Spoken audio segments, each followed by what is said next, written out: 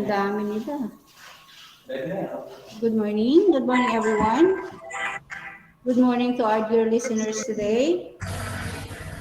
We are about to start our second session for this morning, together with our teacher broadcaster, Sir Limber S. Dayao, and his students in senior high school grade 12, discussed with us a lesson about what subject are you going to discuss, Sir Limber? Practical Research 2 po, ma'am. Okay, thank you very much. Very well said. I hope you enjoy your learnings this morning.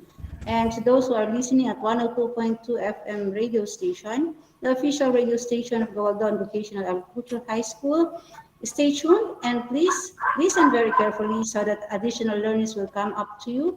And we all hope that this will help you on your lessons at home.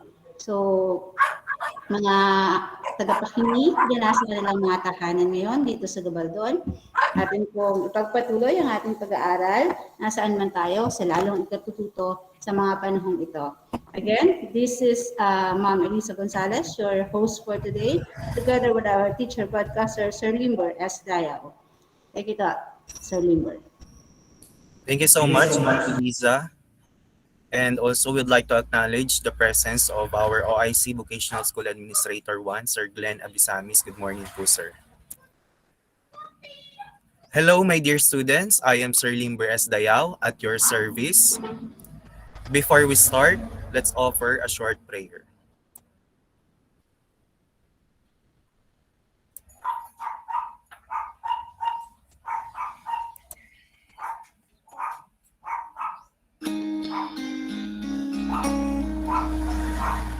Our loving God, we praise and thank you for the blessings you have given to us.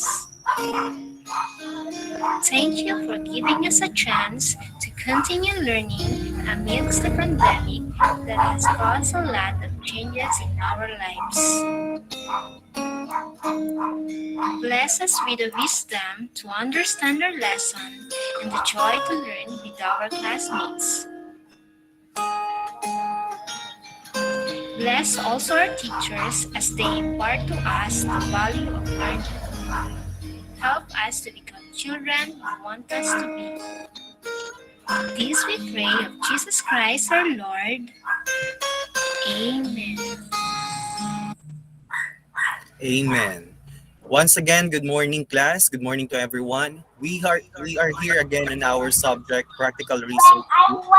We're live via Google Meet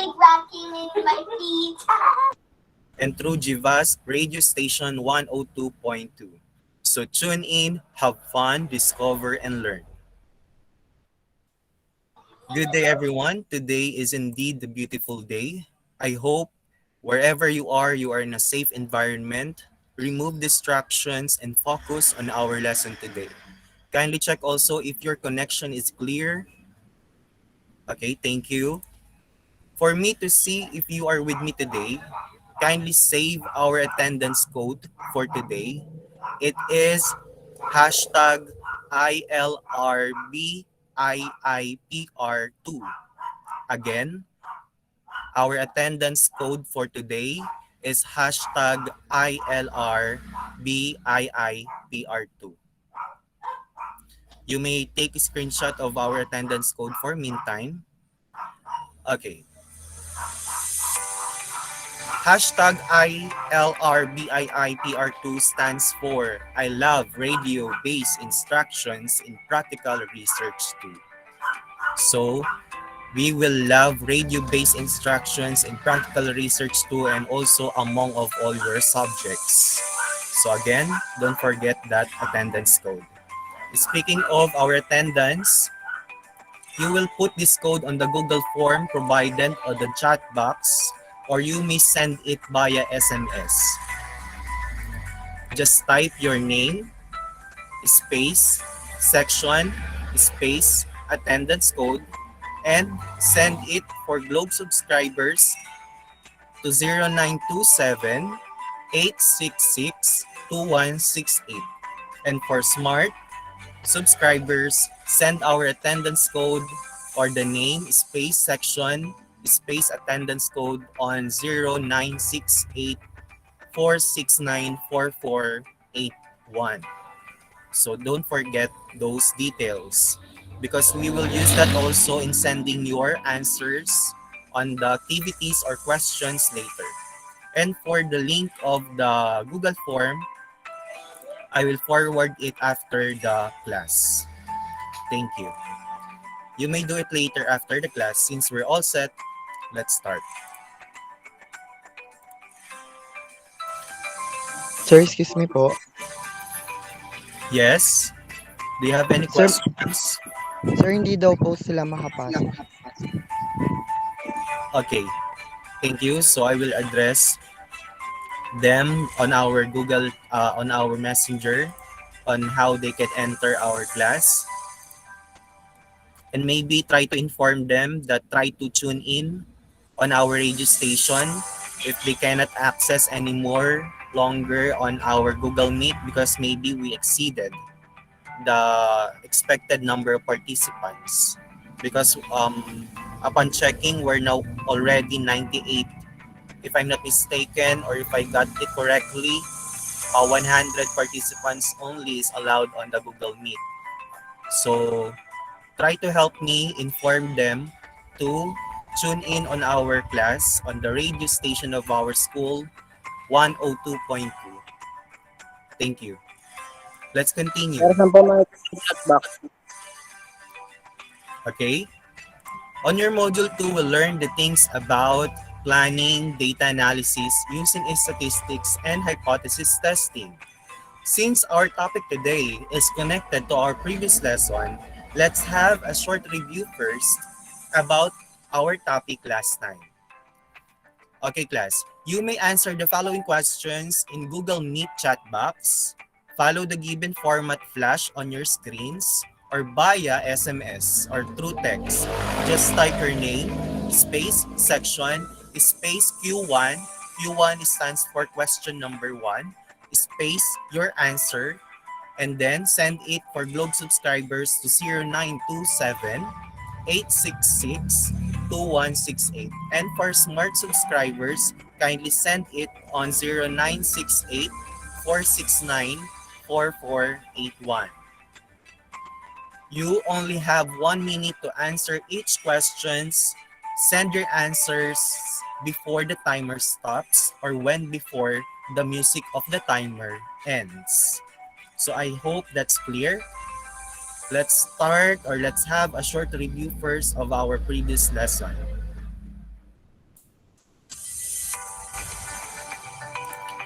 Question number 1.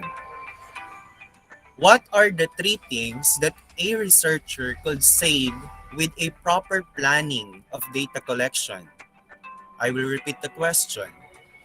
Question number 1. What are the 3 things that a researcher could save with a proper planning of data collection? Your 1 minute starts now.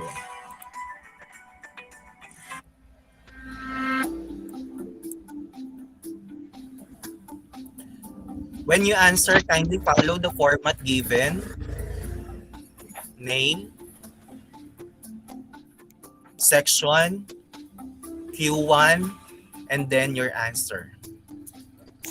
You may chat your answer on the chat box or send your answer on the chat box or through text. I'm also have my phone here. Thank you for responding through text. Miss Alexa from STEM. Miss Nicolas through text. Just keep on sending your answer. 10, 9, 8, 7, 6, 5, 4, 3, 2, 1. Time's up. Okay, thank you for responding on the SMS and also on our chat box. So since this is recorded, I will go through all of your answers later. Let's continue. Next question is question number 2.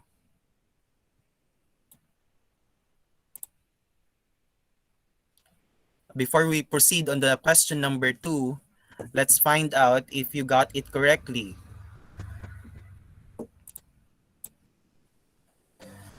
If your answers are money, time, effort, and energy, very good. So there are 4 things actually that a researcher could say with a proper planning of data collection. These are time, effort, money, energy. So for those who got correct answers, very good. And those 4 who tried, nice one. Better luck next time. Okay, let's continue. Question number 2.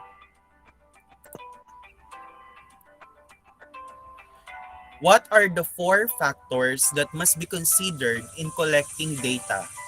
I will repeat. Question number 2. What are the 4 factors that must be considered in collecting data? Your 1 minute starts now.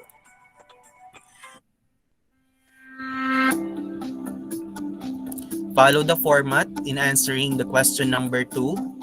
What are the 4 factors that must be considered in collecting data?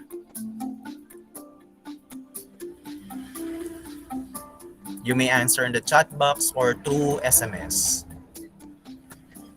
on our globe number and smart number. So keep on sending your responses. Sablayan, Rayo, Balae, Padunan, Corrales, Santos, Pascual, Bermudez, Trinidad, Rubeliano, Agustin, Juan, Espinosa, Orozco, Trutex. We have here Kaputahe. We have also here Acosta. Last 8 seconds. 7, 6, 5, 4, 3, 2, 1. Thank you for those responses. Okay, let's see. What are the answers for our question number 2?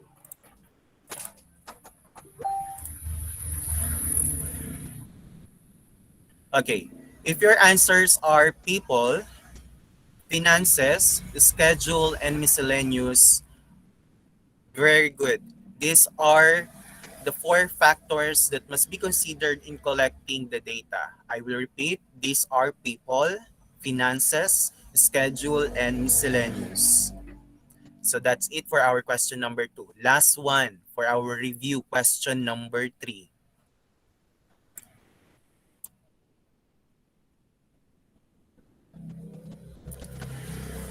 Okay, question number 3. What are the 3 steps involved in the analysis of data? Question number 3. What are the 3 steps involved in the analysis of data? Your 1 minute starts now.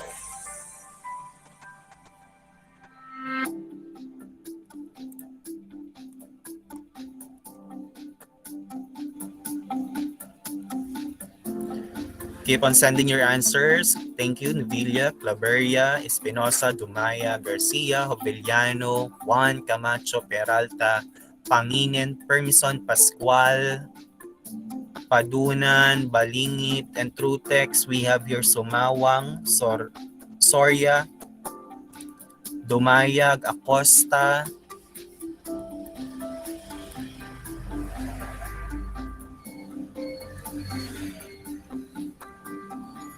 again,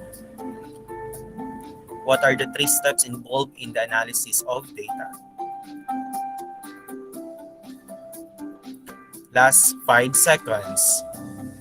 4, 3, 2, 1. Okay, time's up. Thank you for those responses. If your answers are, let's check what's the correct answers. The 3 steps are counting, measuring, and differentiating. Very good. These are the 3 steps involved in the analysis of data. Again, counting, measuring, differentiating. Thank you for those responses. And now, To unlock our new lesson for today, let's move on. You will identify the two key terms on the given paragraph. This will be your question number 4. You will identify two key terms in the given paragraph. This will be your question number 4. Let me read the paragraph for those who are tuning in on our radio station. As a student researcher, drawing logical conclusions and formulating unbiased recommendations have equal importance in the development of the academic excellence of the institution. I will repeat. As a student researcher, drawing logical conclusions and formulating unbiased recommendations have equal importance in the development of the academic excellence of the institution. Kindly identify the two key terms on the given paragraph. Then you will send your answer within 1 minute. Kindly follow the given format: name, section, Q4, and then your answer. What are those two terms? You may send now your answer.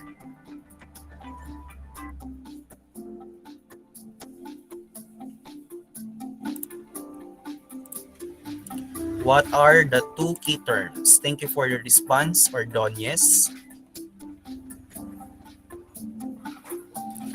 Last 30 seconds for the others. Send your response. What are the two key terms on this paragraph? Thank you for the response, Jacinto Corrales, Marzo, Garay, De La Cruz. You may respond also through text. Thank you for the response through text, Miss Nicolas. Last 5 minutes, 5 seconds. 4, 3, 2, 1. Time's up. Okay. If your answers are conclusions and recommendations, very good. So those are the two key terms. Yes, indeed, that a student researcher drawing logical conclusions and formulating unbiased recommendations have equal importance in the development of the academic excellence of the institution. So for us to achieve it for today's lesson, we will identify the guidelines in making conclusions and recommendations, draw conclusions from research findings, and formulate recommendations. Once again, welcome to our lesson for today, drawing conclusions and formulating recommendations for findings.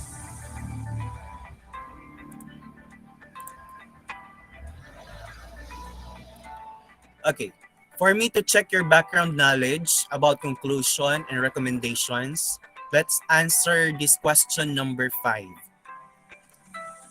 Let me check if you have your prior knowledge or idea about what conclusion is, about what recommendation is, even what significant data is. Let's answer this question number 5. What you will do here is you will label the following paragraphs. How you will label it? You will select one if the paragraph pertains to a significant study. It's like a matching type.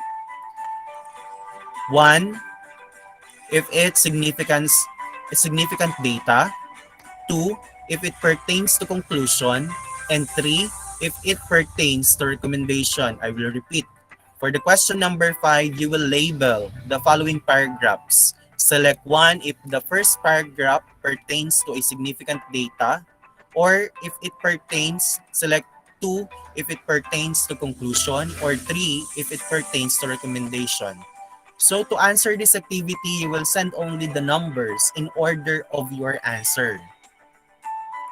So like 1, 2, 3, if it's significant, conclusion, the second paragraph, and then recommendation for the third paragraph, what you will send only is the number 1, 2, 3, or 2, 1, 3, or 3, 2, 1. Something like that for our question number 5. So I will give you another 1 minute to send your answer. For those who are tuning in on our radio station, I will read the paragraph for you. The World Health Organization (WHO) has published a checklist to support schools reopening and the preparation for the possible resurgence of coronavirus or COVID-19. That is the first paragraph. The World Health, let me repeat, the World Health Organization or WHO has published a checklist to support schools reopening and the preparation for the possible resurgence of COVID-19. Is it significant data? Is it a conclusion? Is it a recommendation? So just write one, two, or three. Second paragraph. In the Philippines, the government's Department of Education has come up with guidelines to implement online and modular distance learning delivery of instruction. Is it significant data? Is it conclusion? Is it recommendation? So label it. In the Philippines, the government's Department of Education has come up with the guidelines to implement online and modular distance learning delivery of instruction. Is it significant data? 1. 2. Conclusion. 3. Recommendation. Last one, last paragraph. Schooling is one of the most affected aspects of human life due to COVID-19 pandemic. Is it significant data? Is it conclusion? Is it recommendation? So kindly label it. So keep on sending your answers within 1 minute. Thank you.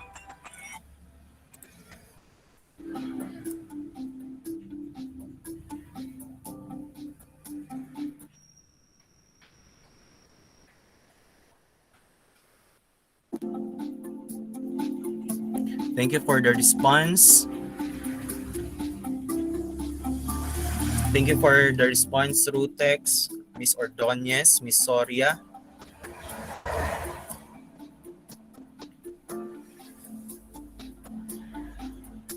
Through chat, thank you for the response. Jacinto, Santos, Vergaños, Ibe, Legaspi through text. Keep on sending. You still have 15 seconds left.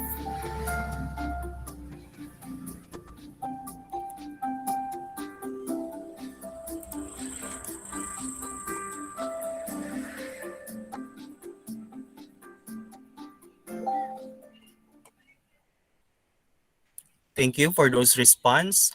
Let's check the correct answers.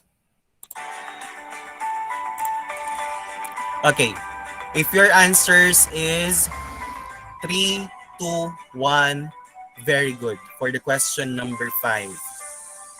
The first paragraph is our recommendation.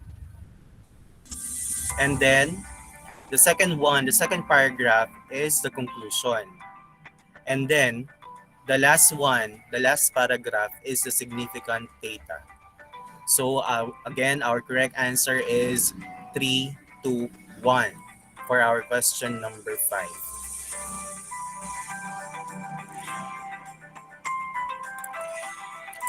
And now, let's continue.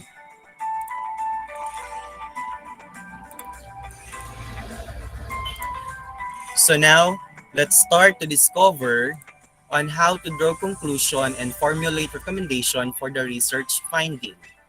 For you to be guided, you may open your or browse our module 3 on what is it on page number 13. And then in every research, there is a distinct section where the researcher sums up all the key points of his or her discussion, the essentials of their design, of the significant outcomes, results of their investigation or study. The conclusion is the total story of the study. Always remember that. By Monash University 2018. That our conclusion is the total story of our study or of our research. So what are the pointers or how to draw a logical conclusion? Let's discover now. According to Cepilo 2017, it is necessary to generally know some pointers on how to draw a logical conclusion. So conclusion should be according to these 5 pointers.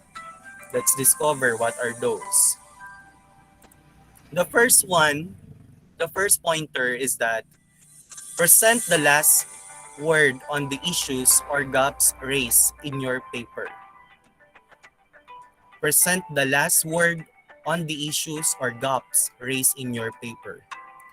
So in drawing a logical conclusion, we must present some issues, lapses, weak points, or our shortcomings on our research paper that we conducted. It means honesty is the best policy. That is very important. To be honest on the lapses that we have on our research paper. That is the first pointer. Second one, summarize your thoughts and convey the larger significance of your study. So, as what we do every time that we conclude, we need to summarize.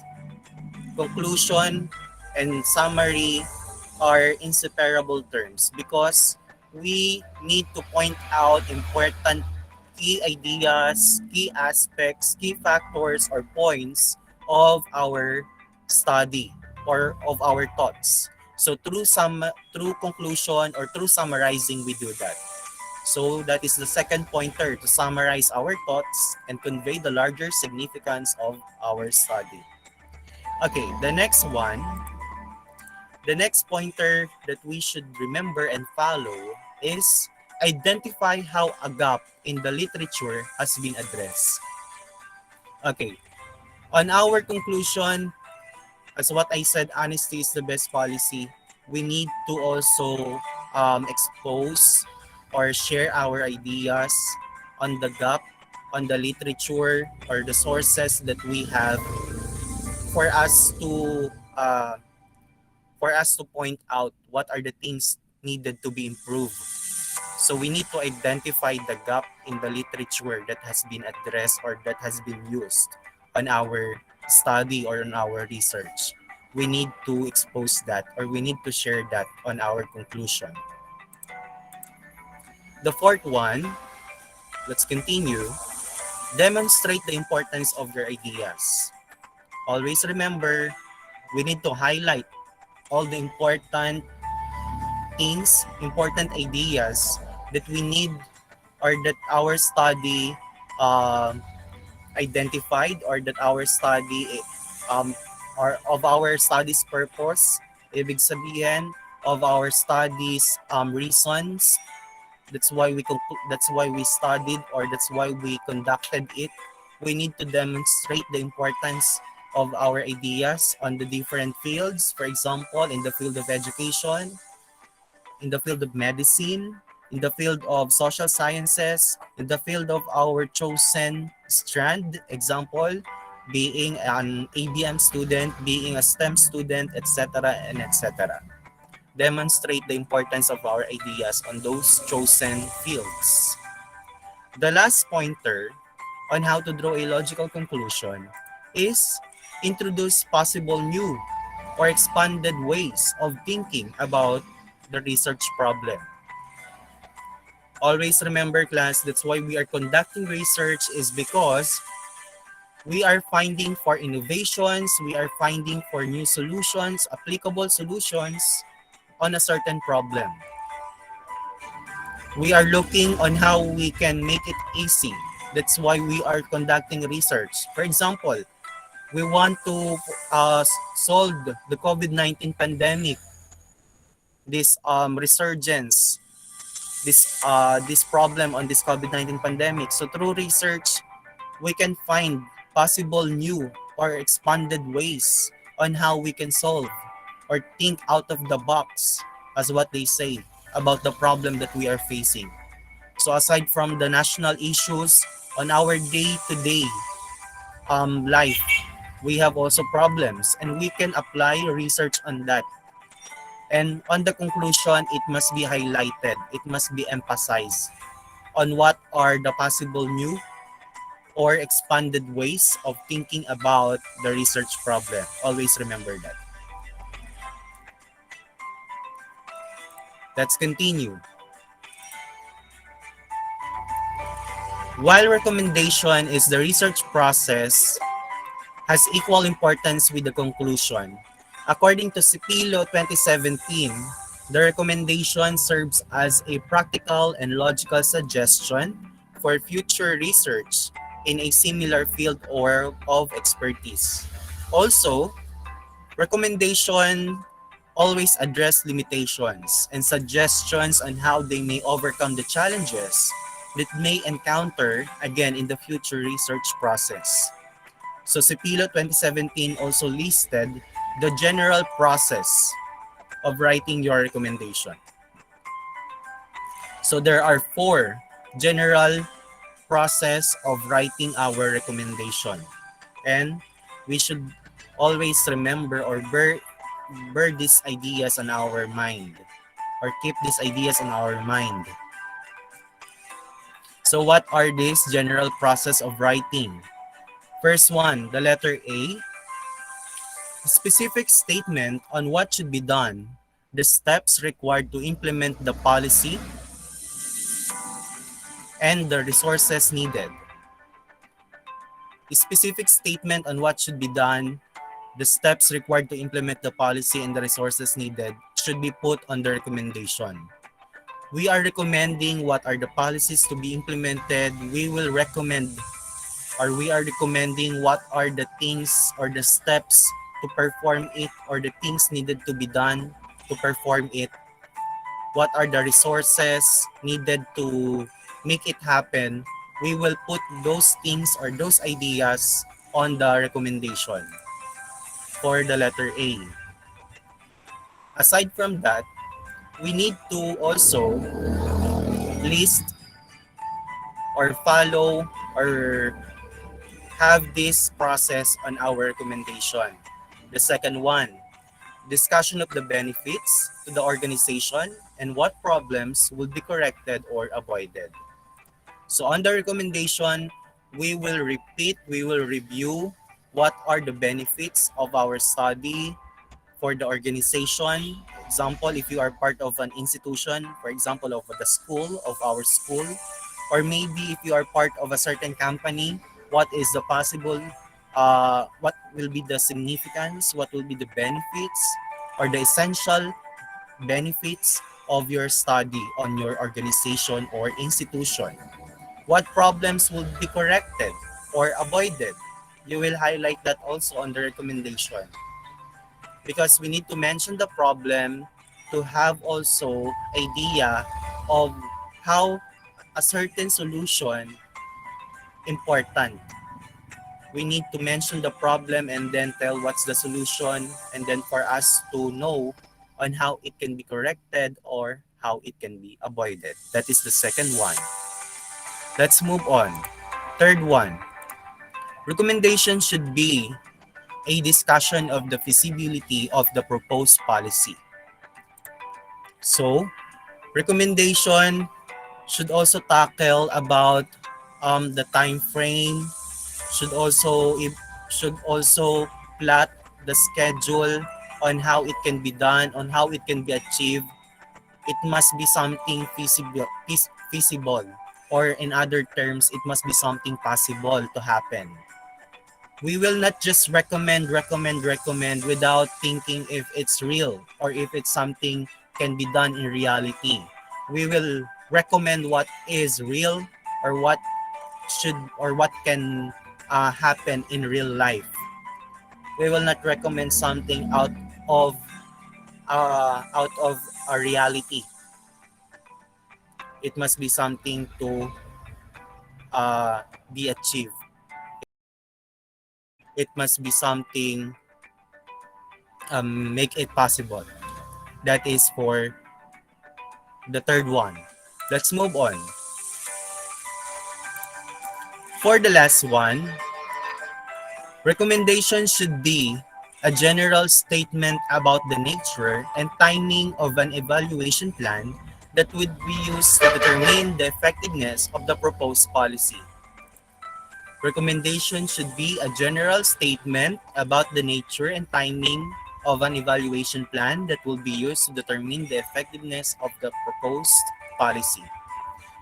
Okay, class. Once we propose policy, once we propose uh, something to be performed on our organization or institution, part of it is the evaluation part. We need to put also an evaluation plan on the recommendation. Sir, what do we mean about evaluation plan?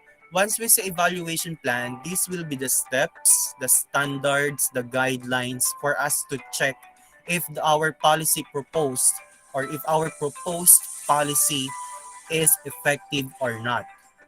If it's not effective, it means it has something to be improved. Always remember, there's always room for improvement.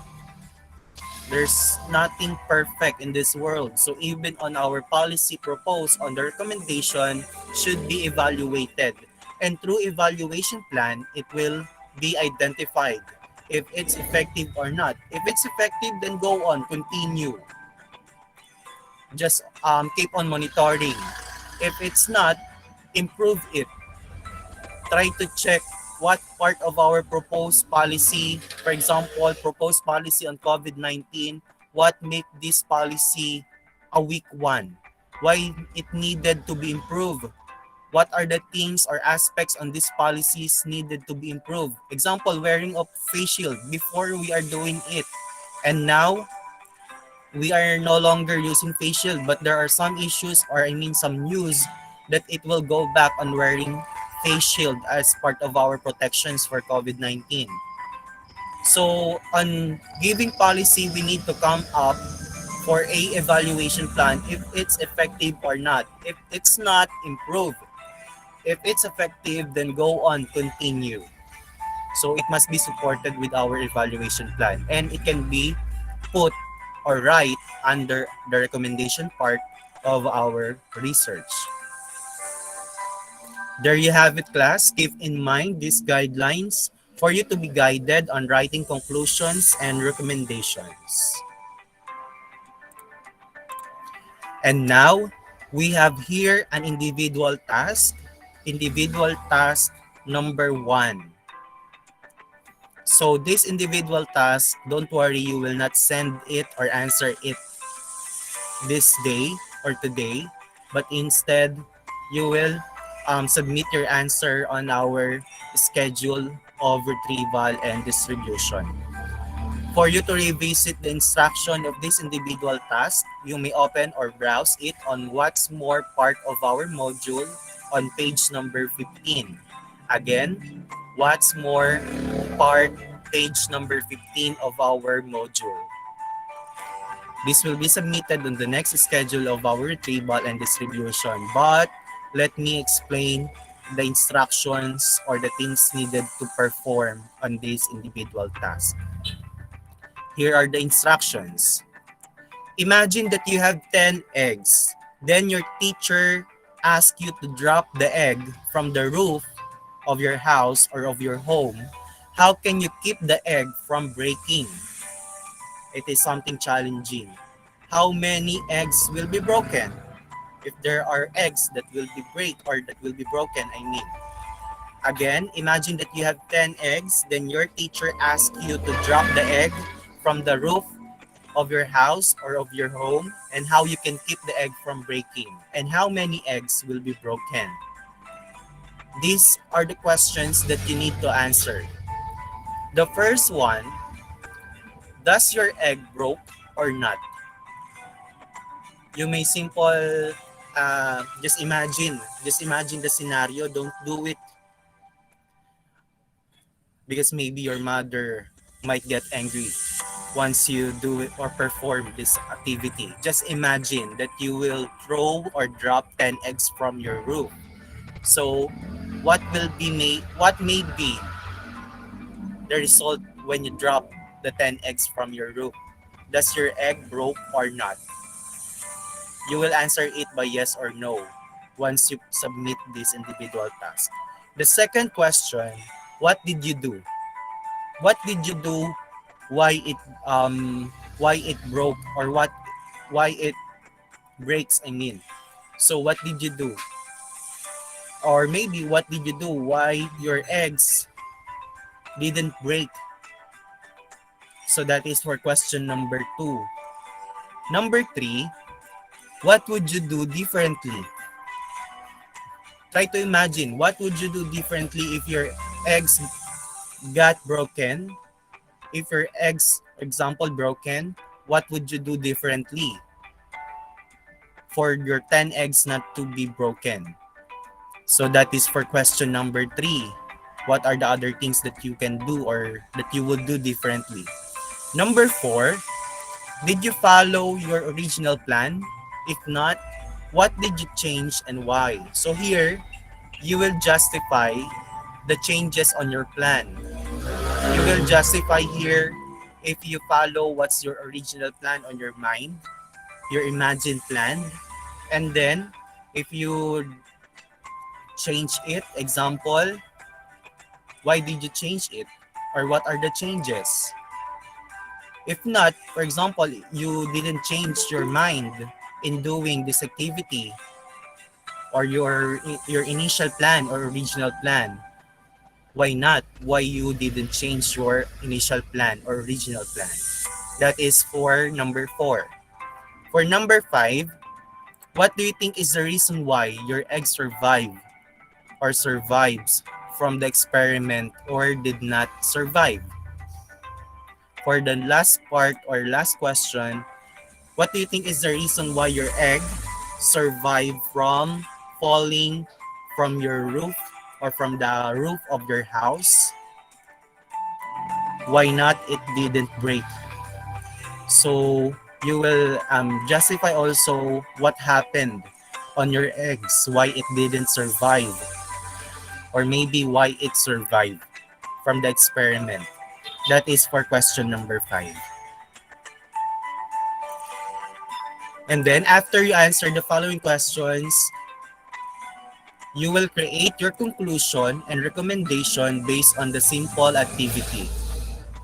You will apply the guidelines, you will apply the things to the processes or the things needed to follow in writing conclusion and recommendation from those significant data that you answered from these 5 questions. You will now create or construct your conclusion and recommendation based on the simple activity. That's for what's more page on the page number 15. So that's it for the individual task. Another one is what I have learned, page number 17 is also part of the individual task.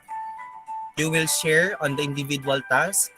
Why do the conclusion and recommendation important in the research process? If you're listening a while ago on the discussion, it's easy to answer.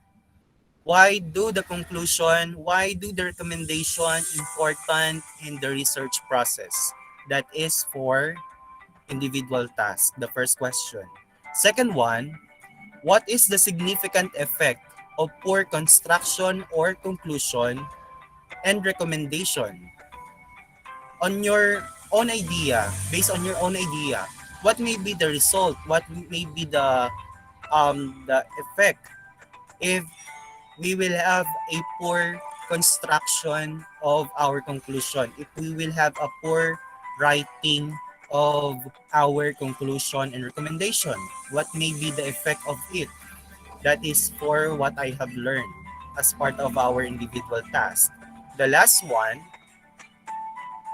how can the general pointers in drawing conclusions and formulating recommendations help you as a student researcher? So now that you are currently on the stage of writing your manuscript, specifically your conclusion, the chapter 4, writing your conclusion and recommendation, how these pointers in writing or drawing conclusions and recommendations help you as a student researcher? What do you think is the benefit of knowing these ideas or learning or studying these ideas, especially as a student researcher. That is for the individual task. Aside from the imaginary activity, imaginary experiment, also you will answer what I have learned on page number 17. Remember those activity. Again, it will be submitted on the next schedule of our retrieval and distribution. So again, you will answer these 5 questions on what's more, page number 18, an imaginary experiment, does your egg broke, what did you do, what would you differently, etc. Page number 18. After that, you will create your conclusions and recommendation based on the simple activity.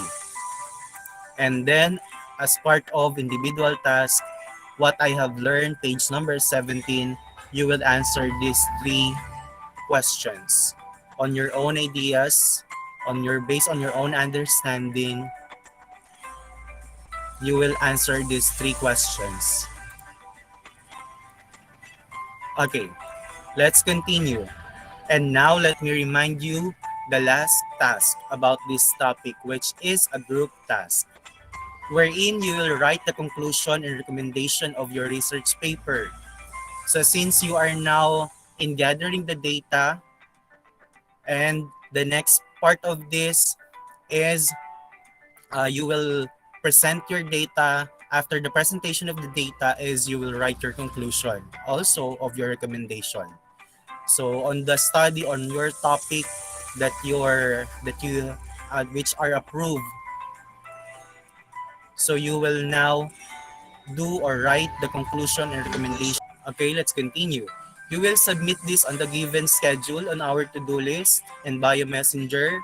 So the to-do list that I send or that I sent to you, you will check the given schedule on that, and then this group task, together with your group mates, your research group, you will write the conclusion and recommendation of your research paper. So again, we have individual task and group task which are to follow, to be submitted on the given schedule. Individual task on the schedule of our distribution of the retrieval, and the group task on the schedule on our to-do list, on our time frame in writing your manuscript. So visit those schedules for you not to be cramming of the different things to be done. So that's it for today. I hope you have fun, discovered new ideas, and enjoyed our lesson for today. Don't forget to access the Google link that I will provided now on our chat box. Don't forget to fill out the form of our attendance through Google Forms. I will forward it also on our group chat on the messenger. So there you have it. Access that link for the attendance, and also it will request for screenshots. So while we are not ending this Google Meet, kindly take screenshots, and for those who are tuning in on our radio station, kindly take screenshots of your answers that you have submitted, and also you can attach it on our Google Forms. So that's it for our attendance. Don't forget also the code, the attendance code that we have for today, hashtag ILRBIIPR2. Stands for I love radio-based instruction in practical research too. So that's it. Thank you. Stay safe and see you next time. So if you have questions, you may ask me. You can chat on our um, chat box or on our group chat. Thank you for your time, everyone. Stay safe and see you next time. Bye, Bye, class. Thank you, sir. Goodbye Sir, po. thank you po. Bye, sir. Bye, sir. Thank you, sir. Bye, sir. Bye, sir. Bye, sir. Bye, sir. Thank you, sir. Bye, sir. Goodbye, sir. Bye. Pangit tari. Thank you very much, Sir Liberes, the broadcaster.